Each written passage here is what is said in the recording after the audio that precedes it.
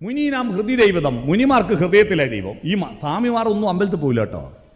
ഈ അമ്പലത്തിൽ പോയിട്ട് കുംഭമേളയെല്ലാം പങ്കെടുക്കുന്ന സ്വാമിമാരൊന്നും ഒറിജിനൽ സ്വാമിമാരല്ല. സ്വാമി എന്ന് പറഞ്ഞിട്ട് നടക്കുന്നത്, സന്യാസി എന്ന വാക്കിന്റെ അർത്ഥം സമ്യക്കായി ന്യസിക്കുന്നവൻ, തൻ്റെ സുഖഭോഗങ്ങളെല്ലാം സമ്യക്കായി നല്ല മനസ്സോടുകൂടി വേണ്ടെന്ന് വെക്കുന്നവനാ. അല്ലാതെ സമ്മേളനം ചേർന്നിട്ട് പാർലമെന്റിൽ 60 സീറ്റ് ഞങ്ങൾക്ക് സംവരണം ചെയ്യണമെന്ന് ആവശ്യപ്പെടുന്നവനല്ല.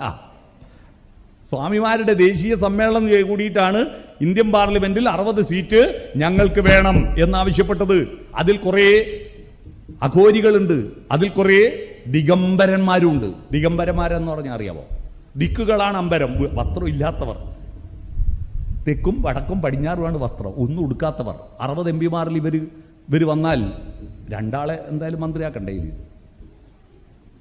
അപ്പോൾ വിദേശകാര്യ വകുപ്പ് മന്ത്രിയായിട്ട് ഐക്യരാഷ്ട്രസഭയിൽ പോകുന്ന അവസ്ഥ നിങ്ങൾ ആലോചിച്ച് നോക്കട്ടെ. എന്തൊരു ഭീകരതയാണ്, നിങ്ങൾ ആലോചിച്ച് നോക്കൂ. അപ്പോൾ മുനിമാർക്ക് ഹൃദയത്തിലാണ് ദൈവം. മുനിമാരുടെ തപസ്സിനെ കറക്റ്റായിട്ട് ചോദ്യം ചെയ്തത് ഉള്ളൂരസ് പരമേശ്വരയ്യര.